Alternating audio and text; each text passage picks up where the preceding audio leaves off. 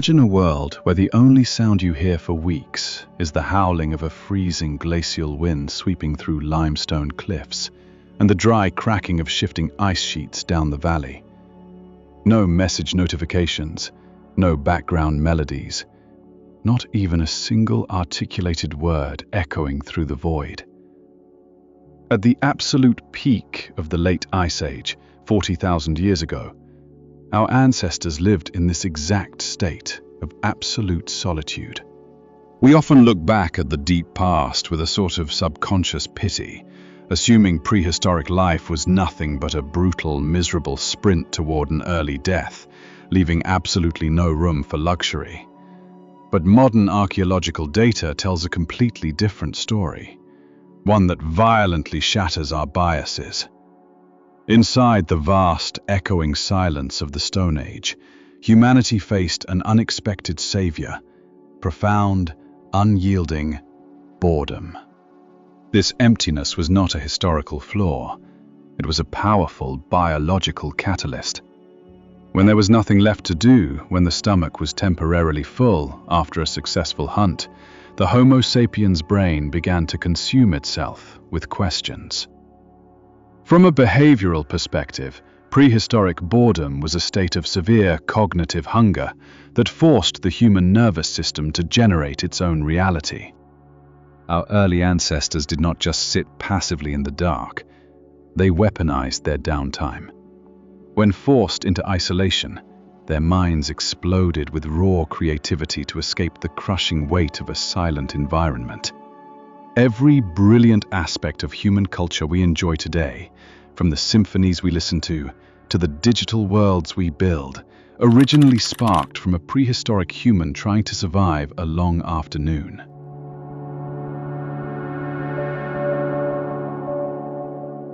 For generations, history textbooks have painted a grim portrait of the Paleolithic era. Ragged, emaciated humans racing against the clock from dawn till dusk, desperately digging for roots or chasing wild beasts.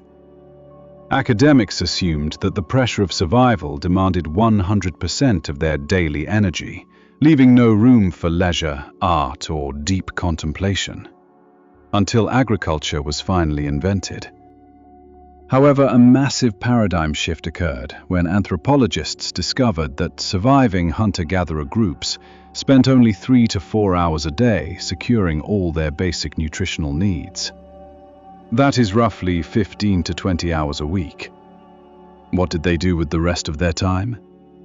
Absolutely nothing. They rested by the fire, stared at the winter sky, and just sat there together for hours. When analyzed through behavioral ecology, this low-effort model makes perfect sense for the Ice Age. Expending unnecessary energy in a brutal, freezing climate is a terrible evolutionary strategy. Once enough meat was secured for the day, the smartest thing a hunter could do was sit perfectly still inside the cave to conserve calories, leaving them with an immense, unprecedented amount of free time. But consider the fundamental difference a modern human fills a 5-minute gap by pulling out a smartphone, while a prehistoric human faced 10 hours of staring at a blank rock wall. That prolonged silence exerted immense psychological pressure on the cerebral cortex. The human brain is a high-energy information processor. It was never meant to idle, so it began creating its own stimulation. This means our evolutionary blueprint is actually built on vast expanses of empty time. Our cognitive development was not forged in a state of constant, frantic panic, but in the slow, heavy hours of quiet endurance. The transition from primitive primates to reflective humans required these massive gaps of doing nothing, giving our minds the luxury to wander, experiment, and deeply process the surrounding universe.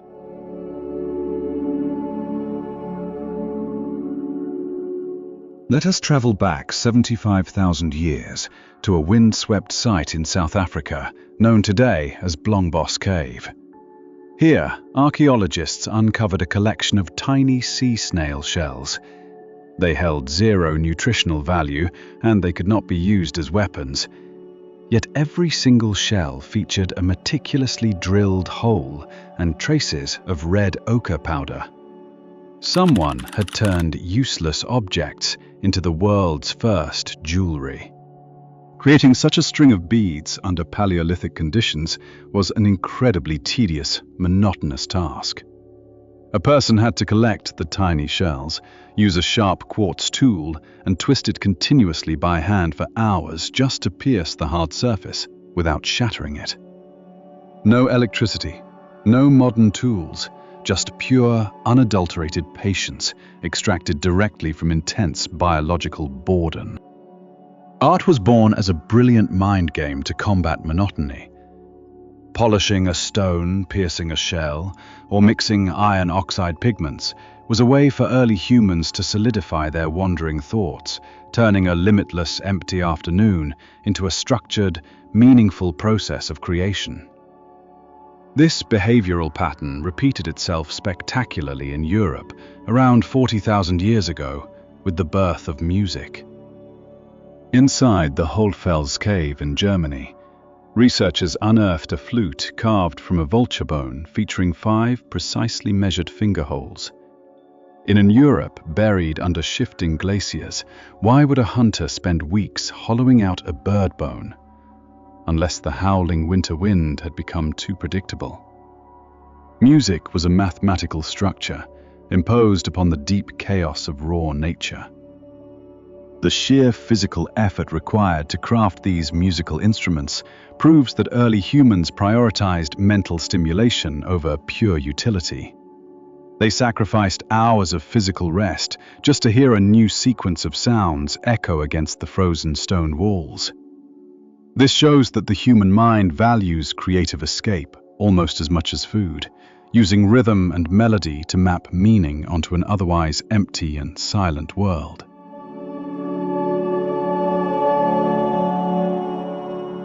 To grasp the true scale of boredom's impact on evolution, we must analyze the psychological nature of the phenomenon itself. Animals do not experience boredom the way humans do. An Ice Age wolf, when not hunting, will sleep to conserve its energy. It does not sit up wondering why the winter is lasting longer than the previous year.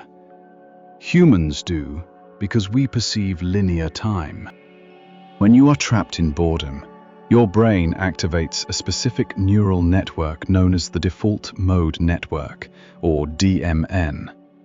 This is the exact moment the mind detaches from the immediate physical world and enters the realm of hypothetical scenarios.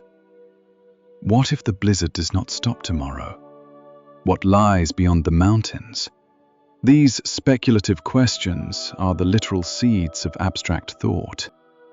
Look at the famous Lion Man sculpture found in Germany, dating back 40,000 years.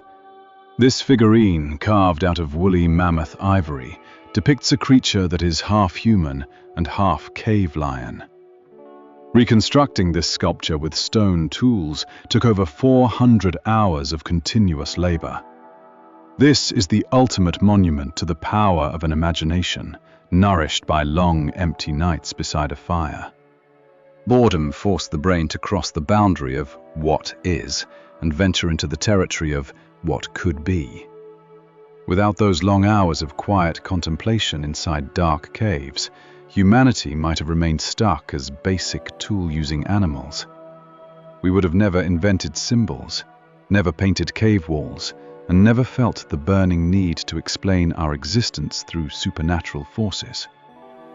Therefore, the concepts of gods, spirits, and the afterlife did not emerge from a sudden burst of divine revelation, but from the slow accumulation of thoughts during frozen afternoons. When there was nothing to hunt and nowhere to go, the human mind expanded inward. By attempting to fill the profound silence of the physical cave, our ancestors accidentally constructed the vast, intricate landscape of human mythology.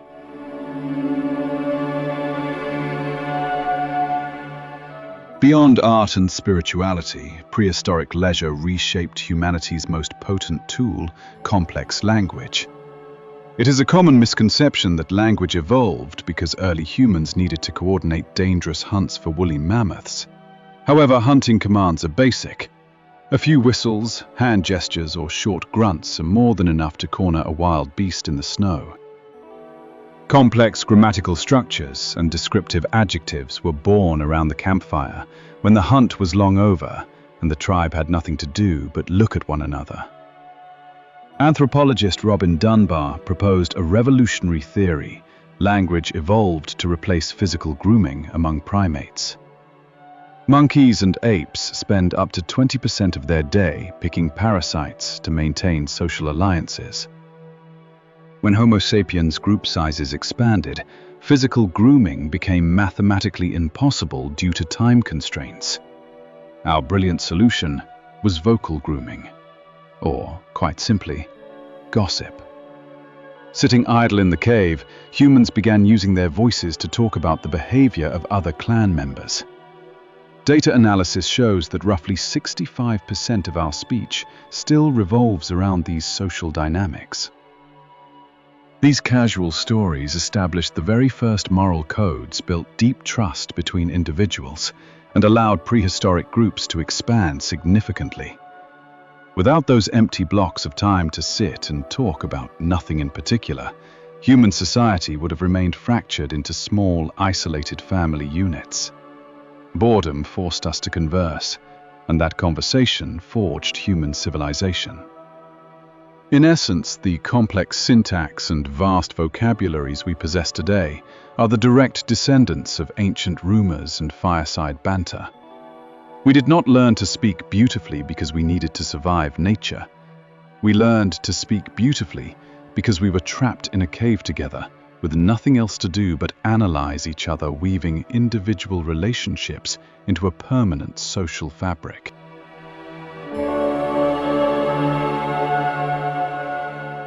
To see the true survival power of this mental emptiness, we can examine real historical accounts of the Inuit peoples, living in conditions nearly identical to the ancient Ice Age. During the pitch-black winter months when blizzards raged outside, the Inuit were forced to stay completely still inside tiny snow igloos for days. Hunting was impossible, and space was heavily confined. Instead of turning on each other due to cabin fever, they developed a profound tradition called serial storytelling. One person would begin an intricate tale, and when they grew tired, the next would pick up the narrative thread, keeping the story alive for days. The children listening in the dark were absorbing vital ancestral survival strategies. Boredom transformed a prison into a university. Returning to the 21st century, we live in a world that is the absolute antithesis of the Ice Age. We have successfully eradicated boredom from our daily lives. Whenever a tiny pocket of empty time appears, we instantly pull out our smartphones, bombarding our minds with short videos and digital noise. Our brains are caught in a relentless, exhausting loop of instant dopamine rewards. The greatest lesson early humans left behind in the silent caves is not how to survive the freezing cold, but how to exist alongside our own minds. Boredom is not a psychological defect to be cured by an app. It is the quiet soil from which humanity's greatest leaps have grown.